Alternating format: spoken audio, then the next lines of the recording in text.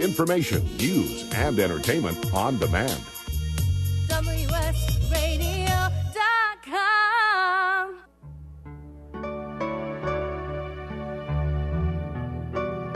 Welcome, neighbors, to Vecinos with your host, Maria Garcia. Welcome to Vecinos. My guest today is Linda Caballero Sotelo. She's the executive director of the New American Museum. We'll be discussing a lot about the museum, but I'd like to start by talking about Linda. And the reason I selected this topic is people are probably going, well, what does this have to do with Latinos? I selected it because as I started looking to museums and history centers and things like that touch everyday's life, there's very few Latinas, or Latinos for that matter. So I would like to talk a little bit first about her background and then how she ended up at the museum. Thank you for being here. Thank you for having me, Maria. Tell us about your childhood. Where did you grow up? What did you do? Wow, so I'm a true fronteriza, if you will. I grew up, born and raised in Tijuana, and I started crossing the border, I guess, since birth, like many Tijuanenses, back and forth with parents. A happy childhood growing up in Tijuana, but I started attending school in San Diego in third grade.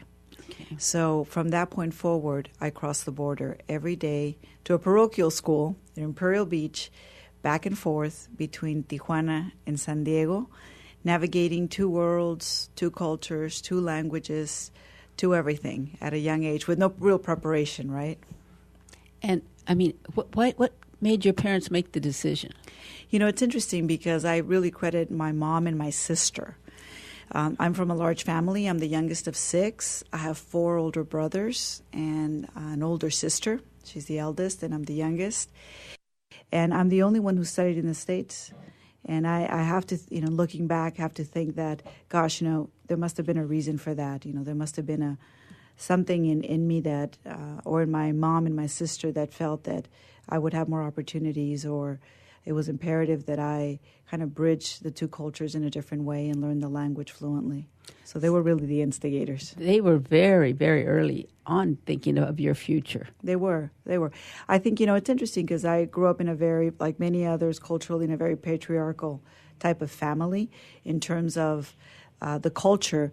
But it was really, my mom that held the family together and pushed us really forward. And I think that once I was in school, it was a source of pride for my dad that I could speak 2 languages fluently and so forth. But, looking back, having this dual life where you cross every day, like many others continue to do this day, gives you a whole different perspective and view of the world that as a child you're certainly not prepared to understand, but later on you really get to know yourself and learn that there's things that you picked up along the way that made you very resourceful and very resilient. What was the most shocking thing you found when you started school in the United States?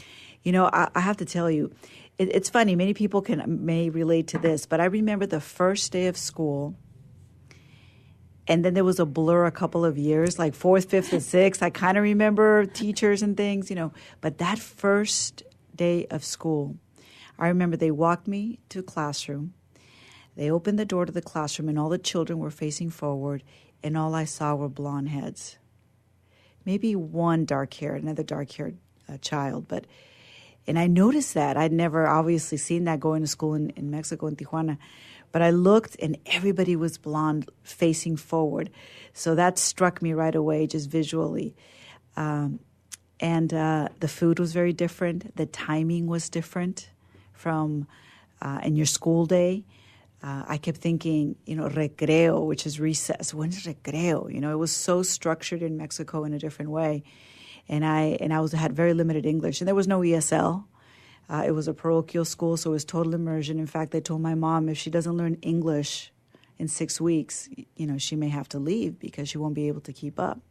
So I remember that very vividly, that first day and that first year, really. And let's be honest, no one learns English in 6 weeks. Of you course learn not. to socialize, or the hi and how are you, and let's play and all of that type. Oh, but yeah. You don't learn enough to really be educated in the language, but you survived. It survived and thrived. Because one of the things that I learned quickly on is that that you're good at some things and you may not be good at other things right away. So I picked up quickly that I was very good in math from the beginning. I was, I guess I had advanced skills in third grade, my first. But then, I knew that I also figured out that they had different color codes in class for literacy, So I looked at they had a red group and a yellow group and a blue group and a green group. And I got assigned to the red group. I mean, alarm bells, right? Red, red, red. And then I kind of looked, and there was only like 4 of us in the red group. And there was these, 2 little white boys in the group, of course, because all the children were blonde, And there was another girl and myself, and I figured out right away, we're in the, maybe not the brightest. But I never thought it wasn't the brightest group because I was always told that I was bright. I knew that I was somehow. I was like, no, I know what's going on. But I was like, oh, this is the group that can read in English well. Okay. So I figured that out, and I thought, well, what other things am I good at here that I can excel? So as an 8-year-old, and I didn't want to burden my parents. I didn't want to worry them to tell them, about the food, lunchtime. What did you find about lunchtime? Well, we didn't have lunchtime in Mexico that way, right? So we didn't have a lunchtime where everybody goes and sits in these, picnic tables and brings out their paper bag or their little lunchbox and has a peanut butter and jelly sandwich. That was not happening in the Caballero household, right? So we would all sit together to eat every day in the afternoon, which when I started school in the States, I started missing the family meal. I would get home after everybody had eaten. But that's a separate story. Mm-hmm. But at school, lunchtime, I remember, especially that first year, my mom and my sister bought me a Raggedy Ann and Andy little tin box, a little lunch box. And honestly, we had no clue, right? So it was like, what do you eat for lunch, So I remember opening my lunchbox, and it was a real sense of curiosity and wonder for all the kids. Everybody would like gather around and see what Linda brought in a lunchbox today. What surprise. So I would open this up, and I had full-fledged meals happening here, right?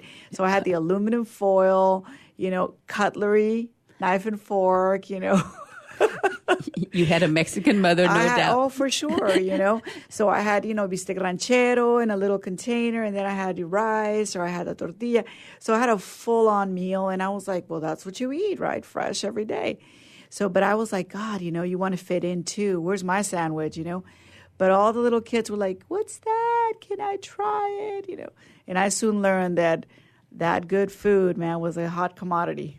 Now, what brought you to the United States permanently? When did you end up here? And where did you go to college? Yeah, well, it's interesting because I was in elementary school for all those years at the same school.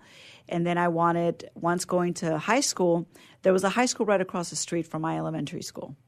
And everybody kind of went to that high school, And it was also a Catholic private high school. And I thought, I heard of another school that was an all-girls high school. And I thought, maybe I want to go there. Of course, not knowing or understanding, the financial constraints and burden that it would be in many ways, but I soon came to understand that. So I remember they had an open house that they gave us a flyer at school. And mind you, this wasn't the kind of thing that I was sharing with my parents, like, oh, there's this school, because I kept thinking, it was during the devaluation in Mexico in the 80s. It was really tough financially. It was a huge sacrifice for my mom and my sister paying for my school. They made great sacrifices. And so I had a sense of duty and responsibility that I really had to excel, And I was at that school at my elementary school through 8th grade when I was applying to high school. And I was like, this school would be a great one, this high school for me. So, of course, I applied for the scholarships and I applied for everything. And I didn't qualify as a foreign student for a lot of those things. I was crossing the border every day. So I just thought, let me go check out the school and see what it is. And I fell in love with the school, and I thought that it was a place that I could thrive, and I did. Is this OLP? It is. I wanted to make sure, yeah. Yeah, it is, and it was. And, I remember the last couple of years, 7th and 8th grade, those preteen, teenage formative years before you go, all the pressures you have, trying to fit in and having very, very limited resources, struggling in many ways, but also kind of getting the sense of, there's something there for me. There's something in my future. And I had, again, this sense that I have to do more and give back and what have you. And there was a spelling bee contest. I want to say it was maybe 6th or 7th grade. And I remember I loved spelling because at that point, I learned English pretty fast. By 4th grade, I was pretty fluent. 5th grade, forget it. It was, it was top of the class kind of kid, competitive and all that. And then I competed in this spelling bee, and then I was disqualified because I wasn't a resident and I couldn't compete at the next level. So, like the second place got it or what have you. And it taught me a really valuable lesson, that it's not, at that point, it wasn't really about what I thought I was going to be recognized for. It was more about the personal achievement, that I knew and they knew that I was the first, in that. So that kind of drove me as well. And I really had incredible teachers who inspired me even early on. So, yeah. Well, when we return in a few minutes, we'll be talking about your journey to becoming an executive director. I know that you did very well in school, and you're still doing very well, but I think the journey has a few bumps along the way.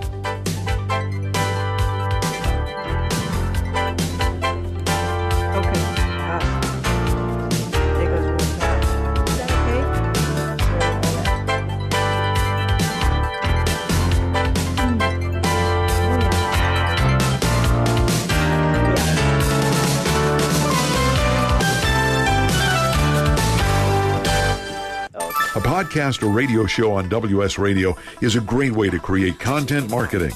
Turn prospects into customers into raving fans. Contact Wade at WSRadio.com or call 866-WS-RADIO. The richness of your life is reflected in the shimmering elegance found at D.O. Loon Design. One-of-a-kind jewelry and pieces from Cynthia Dillon in silver and gold help to express your unique personality. The flowing designs of her creations will empower the way you move throughout your day. Join us online at DIOLUNdesigns.com. Hi, this is Rob Barnett, CEO and founder of VinVillage.com and the Wine and Dine Show on Vin Village Radio. Do you have a wine, event, product, or service to promote? Then contact VinVillage.com to reach thousands of wine lovers across the country. VinVillage connects like-minded wine enthusiasts with unique and exclusive wines, events, products, and services. To learn more, contact us on VinVillage.com. VinVillage is where wine lovers connect. One person has the power to change the world, impact millions of lives, and leave a legacy for lifetimes to come. That person is you. In the New York Times bestseller, What is Your What? Steve Olsher, award-winning author and founder of the Reinvention Workshop, reveals his proven process that has helped thousands of men and women discover, share, and monetize the one thing they were born to do. Grab your free copy now at www.whatisyourwhat.com/free. That's www.whatisyourwhat.com/free. Take a break from politics. Tune in and learn something. WS Radio shows are worth your time and are filled with tips and advice. Add us to your lunch routine, and we'll give you a meal for your mind. Small businesses are the lifeblood of America's economy. Every Thursday, SBA Radio interviews industry professionals and is dedicated to provide small businesses with timely insights and innovations. Visit www.sbaradio.us for details. Has your business been appified? Are you tired of doing marketing that doesn't deliver results? Mobile apps build loyalty and quality retention. Your app from UPG Mobile puts your business on their mind and at their fingertips. UPG Mobile will give you a custom app highlighting how you are unique, targeting your message, and improving your open rates. amplify your business and amplify your presence with your customers at upgmobilemarketinggroup.com. Talk to me. Information, news, and entertainment on demand. WSRadio.com. Welcome, neighbors, to Vecinos with your host, Maria Garcia. My guest today is Linda Caballero Sotelo, and we had just reached high school, and I'd like her to talk a little bit about her high school days and move on to college. Linda? Thank you, Maria. I was just sharing also offline that that even going to high school, I went ahead and applied on my own and took the entrance exam, drove myself across the border to do that. And, and even on my path to college, the same thing. I mean, I knew that we had limited resources, and I was at the time a foreign student in the U.S., so I had a tourist visa, as many fronterizos do, crossing the border. So there was limitations with what I could do. But in my mind, there were really no limitations. It was just, I just have to work. I have to work harder, and I have to figure things out. So I applied to many colleges, knowing really that I didn't have any money to pay for them and no access to financial aid. And I didn't even know how it worked. I was also in a school that, even though it was a sacrifice to pay for my family, that many of the girls there were going to college, were having their school paid. And I had to think of other ways of doing that. And I remember getting acceptance letters to different universities and knowing, how do I even begin to explain to my parents this, living in Mexico and knowing that this wasn't a possibility. But, I wanted to move away. I wanted to move away from Tijuana and from San Diego. And this was a time in San Diego that it wasn't the place that it is now in many ways. I didn't have the things that as a young person that I wanted to be exposed to in the arts and culture and different things, And I was kind of alternative in many ways. I liked all kinds of different music. And so I wanted to go away. But I didn't want to go away too far either. So I ended up moving to Los Angeles.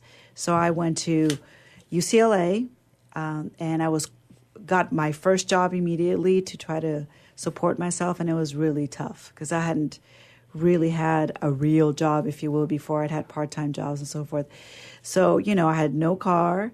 I had an auntie who lived in East LA. I didn't know LA very well, and I remember I moved there when I first got there, and I would take that bus all the way across from the east side to the west side in LA. That took hours, to get to school, and then I worked at a doctor's office. And this is the story, I think, that is very similar to many young people, that repeats itself over and over again, especially, I would say, all around this country, but in our communities in particular, that there's sometimes a disconnect culturally with the family. And for girls, I see it even more to this day, where it's hard to explain why you have this drive to study, to go to school and to do that, where you could, stay home and do other things. And so for me, it was non-negotiable. I was going to take that bus and have that job and go to school. And I ended up having to go to school at night. My classes were from 6 to 9 p.m.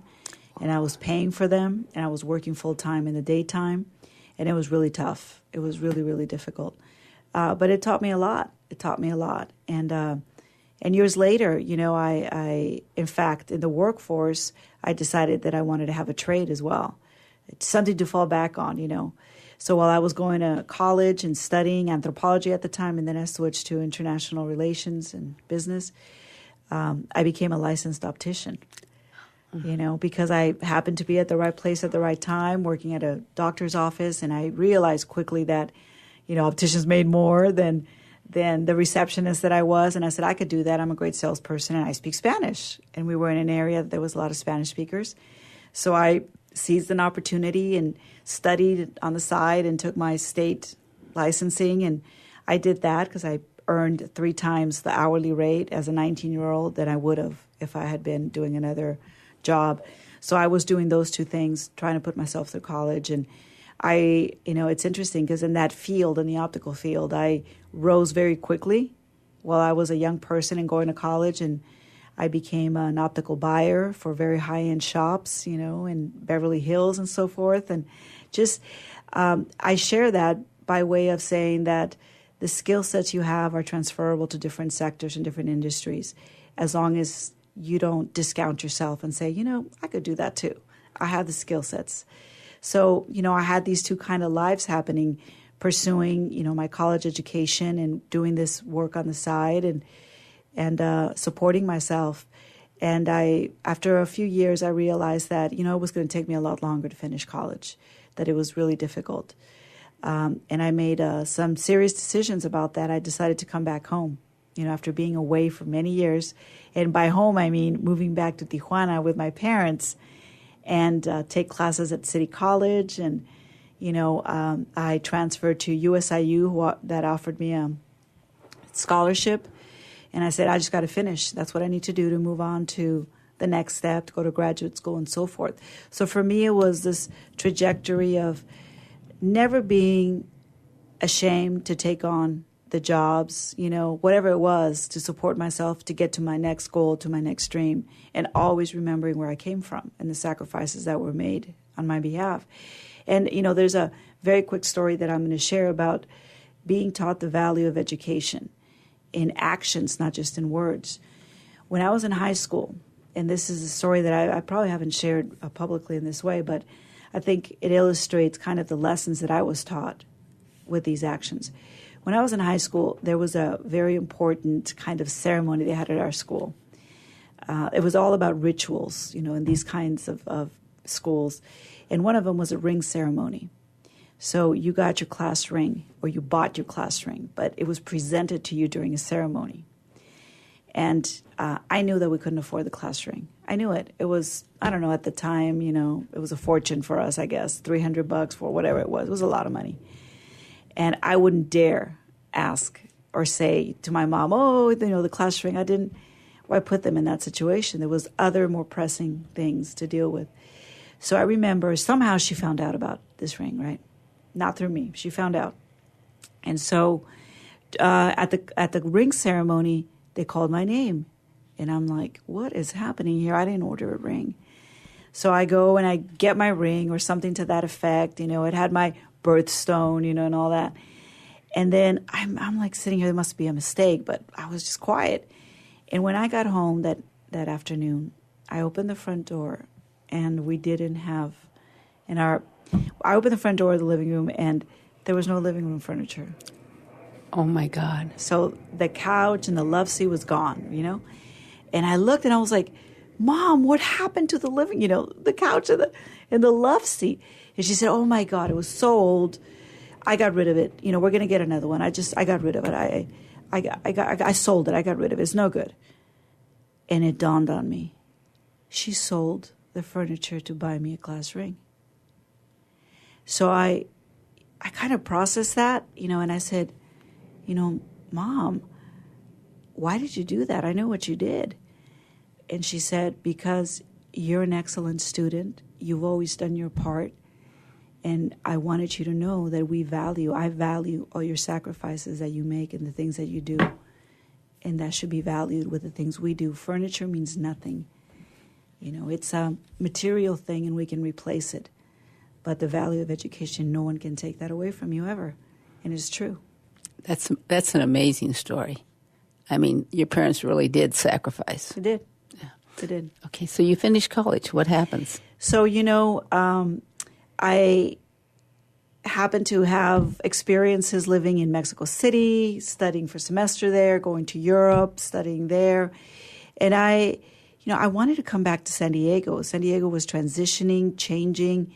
And, it's like one of those things where you have this nostalgia and yearning for a place where you grew up, this binational place. And so I did, I was actually recruited to work for international arts project, a binational arts project at the time called Insight. And I was just finishing graduate school in England. So I was in graduate school, and I said, I had done writing and editing before, and I had finished in my degree in business and international business and marketing. And I knew that I had skill sets in different areas, but there was also this sense of it's not just about the work, it's about impact on different levels. And I have been exposed and have done all these different things, especially during my college years, with roommates who were activists and who were Latinos from all over the country. And I learned a lot about the challenges and the struggles of my community that I call my community now, which at the time I saw myself as an outsider, because I was treated as an outsider, as the Mexican that comes from Mexico, not as the Mexican-American that lives in this country as part of the community. And there is a difference. There is definitely a difference, And I began to really think about, there's some opportunities and things that I've been exposed to and things that I've made in my own life, in my own way, made my own way, that many in my community will never be exposed to or have. And I felt it was really my calling and my duty to be a part of that social change in different ways. So I, began to really ask a lot of questions in different environments that I didn't in the past, working in corporate America, where I was the only Latina many times at different levels. And I never thought about that. I always thought about, I'm here because I'm the smartest, the best person for the job, But then I never questioned, why don't we have diversity in leadership here? I never thought about it until I did. And see, with me, anytime I walk into a meeting or a classroom, I do what I call my Latino count. Even a social function, how many Latinos are here? Because I'm so used to that we're left out that I want to do my little count. Well, I tell you, I'm no spring chicken anymore, right? So this was early on in my development, in my career, and all of my formation. We will talk more about this in a minute. Thank you, Linda. This has been very interesting.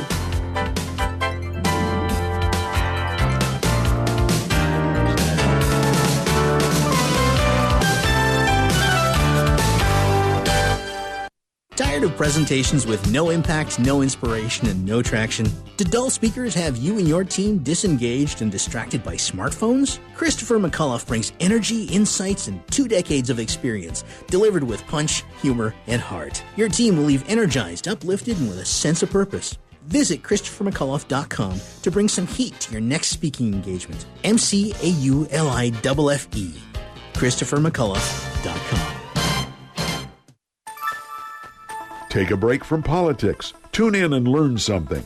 WS Radio shows are worth your time and are filled with tips and advice. Add us to your lunch routine and we'll give you a meal for your mind. I raised $8,000 to build schools for South African children. After realizing how many people go hungry in San Diego, I now volunteer at a food pantry. I'm spending the next year doing volunteer projects across 3 countries and helping in ways they designate to be the most helpful. The World Link program at the Joan B. Kroc Institute for Peace and Justice recognizes the potential of youth as agents of social change. Learn how you can help youth become a generation of leaders in action at peace.sandiego.edu. Attention business owners, if you feel like your business owns you and want to grow your company and get your life back, then get the Scale Toolkit at scaleyourbusinesstoolkit.com. Created by Wall Street Journal bestselling author David Finkel and Priceline.com co-founder Jeff Hoffman, this free collection of 36 videos and PDF tools will help you build a business, not a job. Go to scaleyourbusinesstoolkit.com today and learn how to work less by getting your business to produce more. Small businesses are the lifeblood of America's economy. Every Thursday, SBA Radio interviews industry professionals and is dedicated to provide small businesses with timely insights and innovations. Visit www.sbaradio.us for details. If you heard that sound, you probably are eligible for insurance from Navy Mutual, insuring the men and women of the Navy, Marines, and Coast Guard. Here's what one policyholder, retired Navy Commander Thomas Dade, had to say. Navy Mutual is the best insurance decision I ever made. I wish you had a savings plan available that earned the rates my Navy Mutual insurance has been earning. Navy Mutual Aid Association, started by military members in 1879, serves active, reserve, and retired military today. Navy Mutual honors our military by providing them affordable life insurance with the features they need without fine print, sales fees, or military service restrictions. Value, integrity, trust, and stability are the cornerstones on which our commitment to you and your loved ones are built. Call Navy Mutual at 1-800-628-6011 or NavyMutual.org for your personal life insurance plan consultation. 1-800-628-6011 or NavyMutual.org. Navy Mutual, insuring those who serve. Talk to me. Information, news, and entertainment on demand. WSRadio.com.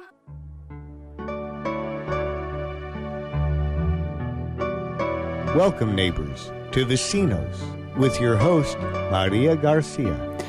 Welcome back. Again, my guest is Linda Caballero Sotelo, and what we were talking about was her road to get to where she is now as the executive director of the New American Museum. I'm going to ask her now, we're going to switch paths and talk a little bit about the inception of the museum, what it does, what she does there.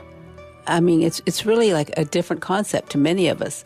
I visited again recently, and I think my favorite part is the oral immigrant stories, because it shows how we're so much the same and yet so much different. So tell us about how you ended up at the museum and what the museum does. So the New Americans Museum was founded just about 12 years ago, and the premise of the founding was to really educate and celebrate about the contributions of immigrants post-World War II. Very deliberate time frame, post-World War II. This isn't the turn of the century Ellis Island experience, but this is the experience of many of us multi-generationally when public policy and immigration laws and Immigration Act changes were enacted and really affected and began to shift forever demographics in our country.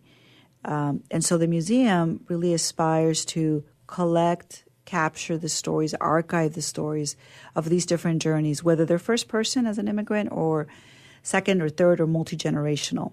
And one of the things that we're trying to do is to really build understanding and connections to uphold tolerance, to really celebrate our democracy and the founding of our nation, which is really based on immigrant experiences. It's not based on exclusion. It's not based on, one group is superior to another or one color or one language. But, the premise of this country was equality. And in our museum, we try to connect and reach audiences through different paths, whether it's our visual arts exhibitions that invite immigrant artists or artists to delve into the different topics that refugees and immigrants may be impacted by, or whether we have a recording studio where we collect these stories and archive them and find, connections between us as human beings. Are these stories, the ones that are archived, are they available to come and, for example, someone working on a thesis, is that available to them? Yes, they are available. And we've embarked on a major digitization project to make them available, because we also have hard copy versions of essays that students have been writing over the years.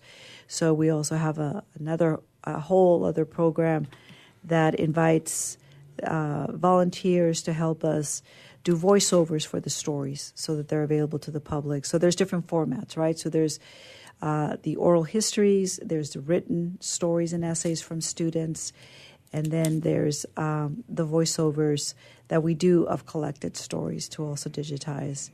And in the museum has different kinds of civic events, and one of them we just held recently in its second year, really the third time, but the second year at the Liberty Station location where we're housed in San Diego, is our Children's Citizenship event, where, many people may or may not know, actually, or some people may or may not know, that when you become a U.S. citizen, of course, there's all these different steps, right? Background checks and applications and fingerprinting and interviews and so forth and so on. And then you do a public swearing in to become a U.S. citizen. Well, when you're a child, that doesn't happen. It's like a streamlined type of thing, more administrative. It's done through your parents with a streamlined application, and the child gets a certificate in the mail. And, we felt as an institution, and our founder, Deborah Zeke, was so passionate about this, that the children obviously are our future. They're our next generation Americans. And as they become U.S. citizens, this incredible honor, this incredible experience should be magnified and amplified in a public setting so we can celebrate it. So we conduct a children's citizenship ceremony, and it's over 500 people attend. We had 100 children a week ago at the museum from 25 countries, from almost birth to 19 years old. And it's an incredibly moving and, very emotional thing to witness. And to witness particularly the parents, going back to the parents, right? So they see their future laid out in front of them with these kids.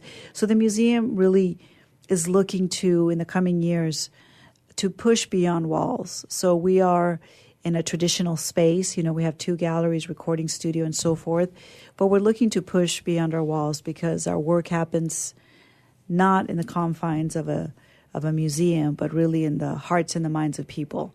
Building tolerance and understanding, is not presented in a photograph or in a painting or in a performance, but the transformation, we believe, has to happen on deeper levels as a nation, with each other.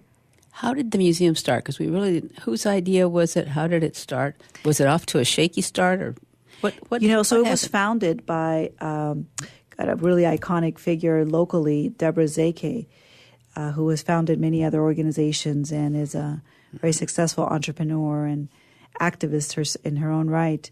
And it was this vision of really telling the stories through the children's voices and the communities. And so that was the premise of it, and a whole group of people aligned with her to do that. And, my path to being at the museum came through different backgrounds. I mentioned earlier the importance of transferable skills. I worked in the arts before in project management and also in developing programs and budgets and so forth, and grant writing and all that. But I've done that in different capacities in different organizations that have nothing to do with the arts, in business organizations like the Hispanic Chamber, where I served as CEO for many years, and also in my volunteer capacities as president of the National Latina Business Women Association, or as co-founder of the Latinas in Business Foundation, and those kinds of activities. So at the museum, it was a matter of being the leadership of an organization that I find its mission closely aligned with my values. It's not only the art that we share, as if of itself wasn't enough. It is enough in many cases, obviously, but for us it was about the values, and it was about a moment in time where you could have a voice as an immigrant. And by the way, I'm the first immigrant to serve as the executive director of the New Americans Museum. So I think that's an important point to be able to share that. And we're a very diverse staff and a very diverse board and so forth. How involved is the board with your daily activities, or what is their role? So, the role of our board is to champion our mission, to really believe in what we're trying to do to advance these stories and to impact the narratives. I mean, look, the stories of immigrants, they have similar threads, right? We're resilient people. I don't care if you immigrated here in 17 whatever or 1800s or 1900s or currently. We're all seeking the same things, which is opportunity, which is safety, which is a future, equality, freedom, religious freedom, all the values and things that our country espouses to provide and to uphold, and I believe it does. And so the museum is a place where, we're small but mighty, It's a place that can celebrate these things. It's not a museum about Latinos or Mexicans. It's not a museum about Asian Americans. It's not a museum about one particular group, the Jewish community or that. It's a museum about Americans, all of us, new Americans. And these similar threats include, these opportunities that we all seek and safety. And the underpinning is that we all have similar emotions and feelings coming to a new country, right? Or a new neighborhood or a new city or a new school. And those are feelings of isolation sometimes. They're feelings of displacement. There might be feelings of, identity that we see multi-generationally, even with our own kids in the Latino community, a disconnect from their parents or their struggle or their journey. So those things unite us. They don't divide us. Why not celebrate them? So what are the plans? And we're going to talk a little bit more about them, but where, if you had to say, what point are you right now in the museum? That's a really good question, and it's an important one, because I want to say that just about a year ago, we had an incident at the museum, which for me personally was galvanizing in an interesting way. We had a hate crime incident at the museum, and it reminded me. It reminded all of us, really, internally, both our board and our staff and myself, that our work is not done, and, the ebbs and flow of the political climate in our country impacts how people feel. And some people felt, I guess, emboldened in some way, in a very negative way. They felt entitled, a sense of entitlement to come and deface our signs with anti-immigrant slogans. And I remember getting that call that Saturday over Thanksgiving last year, just a year ago, and feeling a profound sense of sadness, because I thought, that I wouldn't see that, that surely we were safe. This is a place about civic engagement and democracy, the New Americans Museum. And yet there we were, right, with these signs telling us to go back to our country, that this wasn't ours. And for me, it hit our mission. This wasn't about free speech. This wasn't about, we don't like this art exhibit or we don't like this artist. That's free speech. You're entitled to do that, and we're a place about dialogue. Come in and talk to us about that. Fine. This was about, you're not welcome here. And we will talk more about this in a few minutes. Thank you so much. We've had so much to share this morning.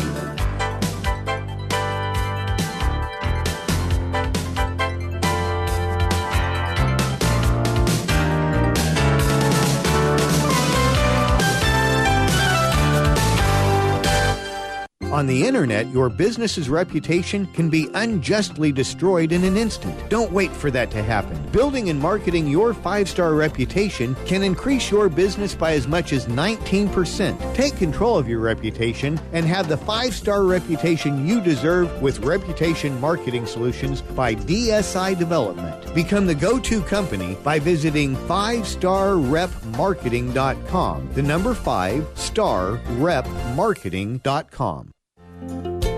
Hi, this is Rob Barnett, CEO and founder of VinVillage.com and the Wine and Dine Show on Vin Village Radio. Do you have a wine, event, product, or service to promote? Then contact VinVillage.com to reach thousands of wine lovers across the country. Vin Village connects like-minded wine enthusiasts with unique and exclusive wines, events, products, and services. To learn more, contact us on VinVillage.com. Vin Village is where wine lovers connect.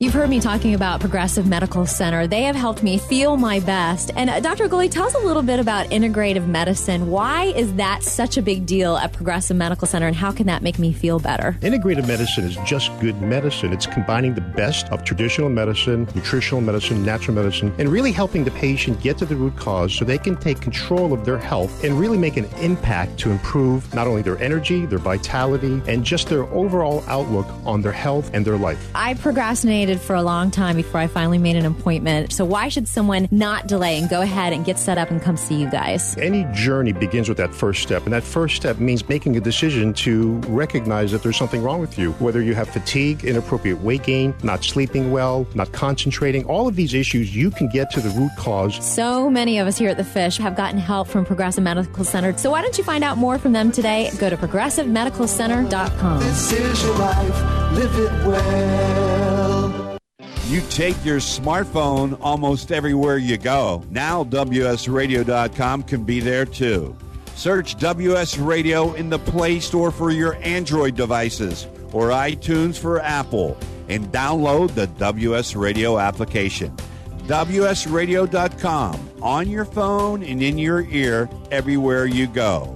Download the WS Radio application. Do it now. It's very easy. WSRadio.com.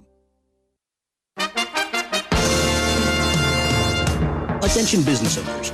Does it feel like your business owns you? See if you qualify for a free 90-minute business coaching session to help you build a business not a job. During this free 90-minute strategic consultation, one of our senior coaches will help you map out the best way to grow your company and get your life back. To learn more, go to MauiMasterminds.com/scale now. That's MauiMasterminds.com/scale now. Talk to me. Information, news, and entertainment on demand.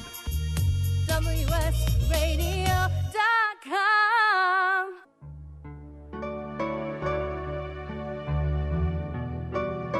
Welcome, neighbors, to Vecinos with your host, Maria Garcia. Welcome back to Vecinos. We're here with WS Radio, the most listened to talk radio in our country. I would like to continue where we started with Linda talking a little bit more about what goes on before we go more into the future. We were talking about the hate crime that occurred a year ago at Thanksgiving. Linda, can you elaborate a little bit more about that? So we had this incident that we actually used as a teaching tool in the end. You know, it was classified as a hate crime. No one was ever apprehended. But at the end of the day, it was really about, for us, looking inwardly and saying, how can we take something so negative and invite the public to express their outrage over something that is exclusionary, that is racist, and et cetera. So we actually took the signs that were defaced with anti-immigrant slogans and we placed them in our galleries, and we invited the public to tell us how those words made them feel. You know, in the words, there was various different slogans that were written on our signs in the museum in broad daylight, you know, pretty much with impunity. Nobody saw or reported how this happened. But then afterwards, we had the public begin to pour in, including students from different schools, and to this day it continues. And they express their sentiments and their feelings. So one of the things that it did for us, as an institution, for me personally, in the leadership role, was to think about, you know, our efforts beyond our own walls, right? So when we talk to those that are first, second, third generation immigrants, we're really preaching to the choir. They get it. For the most part, they understand, you know, the sacrifices that families have made wherever they came from, at whatever time frame or whatever point.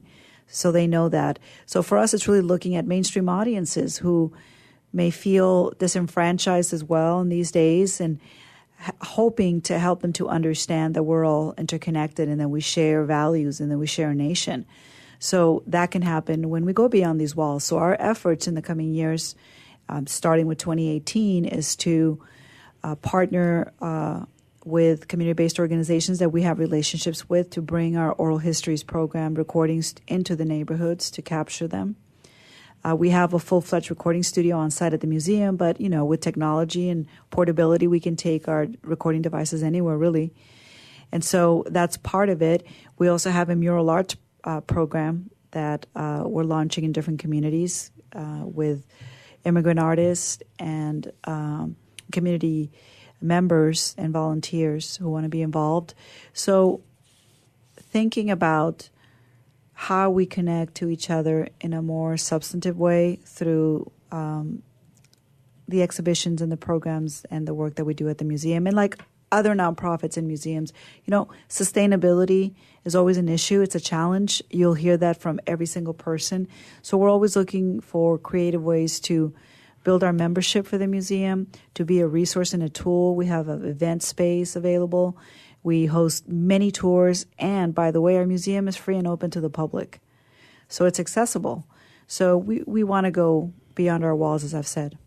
I'm going to backtrack for a minute, because you said it was new immigrants after World War II. Is there a particular reason it was decided to do it after World War II? There were a lot of shifts post-World War II, I would say, in public policy and refugee issues globally that informed how these shifts happened in the U.S. And they paired up with other things happening in our country. You know, you had veterans coming back from World War II, redistricting, all kinds of things were happening that had a social and economic impact. And so we feel that there's institutions that are telling the stories of immigrants at the turn of the century, like in the Ellis Island Immigration Museum and others. And they also have a very kind of romanticized, rosy tone to it that we don't hear often in the West Coast, right? So we want to be able to share our community stories and hopefully incorporate them into the National Register of stories and histories. And hopefully become part of the curriculum. These alternative stories that should be part of the mainstream stories, not just, another course in college on Black history or Chicano history, but should be part of the mainstream history of our nation. So, what happens next week? What happens next month? What events are coming up? Wow. So, this coming Friday, we have a fun event happening called Krampus, which is a performer and an expert on these traditions from the Alpine region and European countries of this alternative Santa Claus, steeped in folklore.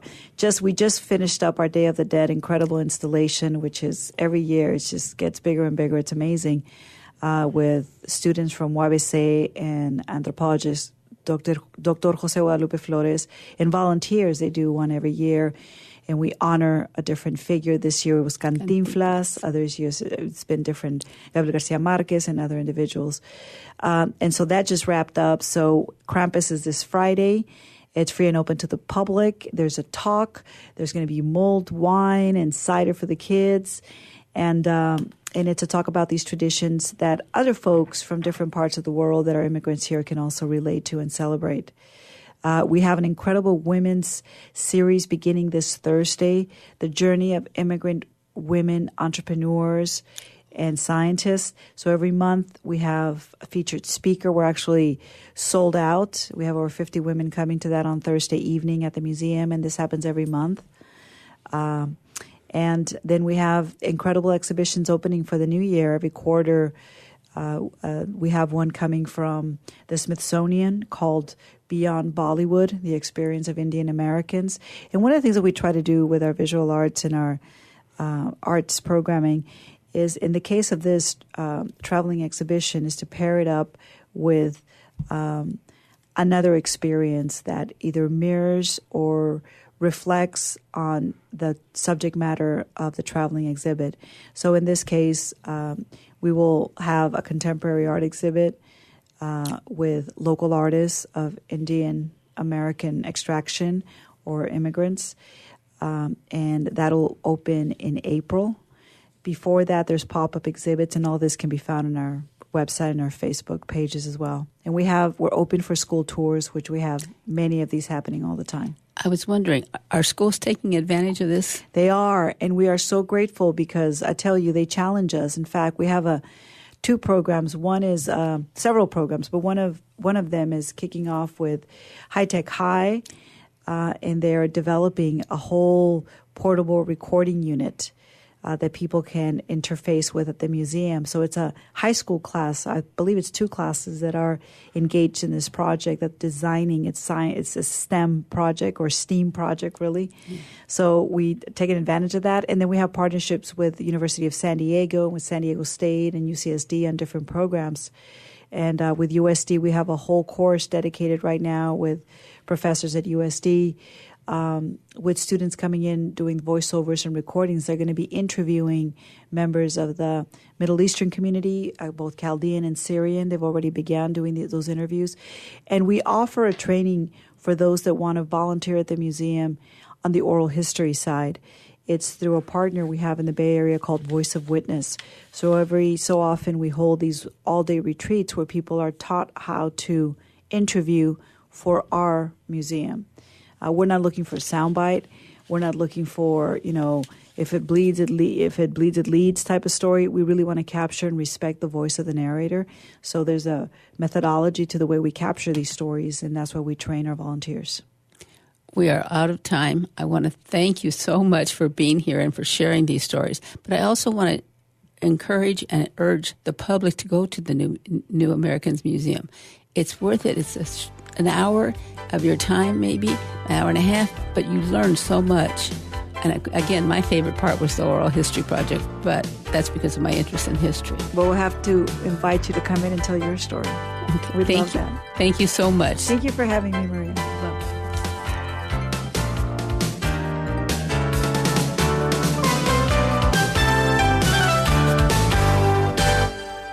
A podcast or radio show on WS Radio is a great way to create content marketing.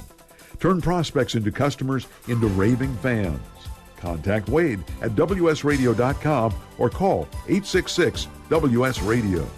Kenja Dixon was crowned the #1 sales executive through hard work, deep thinking, and the revelation of universal talk laws. He now wants to share these lessons with you. Universal talk laws are what you need to know and use in business and at home to have successful and effective conversations. Kenja Dixon shares his wisdom, action plans, and wealth. Each book comes with a chance to win $10,000. Find Universal Talk Laws at KenjaDixon.com.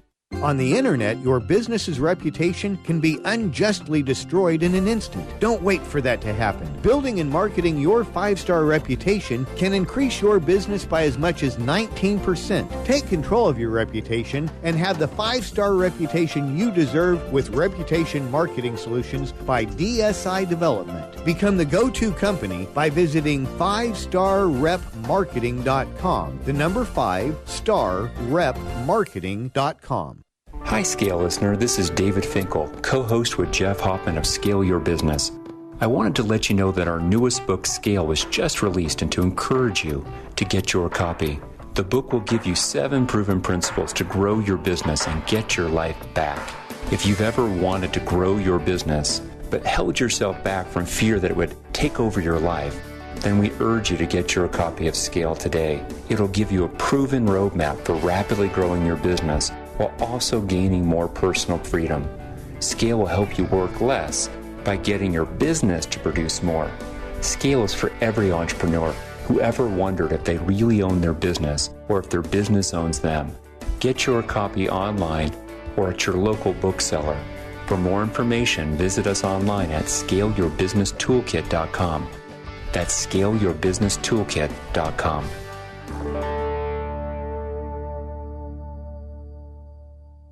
Controversy and conversation to upset the status quo. A no-holds-barred exploration and obliteration of the limits of possibility. Join me, Steve Olsher, and my rambunctious crew on Reinvention Radio, where each week we scour the planet to bring you the world's foremost social, business, political, technology, and scientific disruptors who challenge the accepted and forge daring, cutting-edge paths. That's Reinvention Radio, where normal comes to die and mediocrity meets its final demise.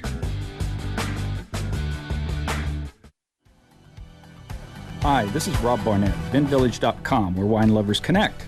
Be sure to tune in weekly to Vin Village Radio for exclusive, in-depth interviews with the who's who in wine and food.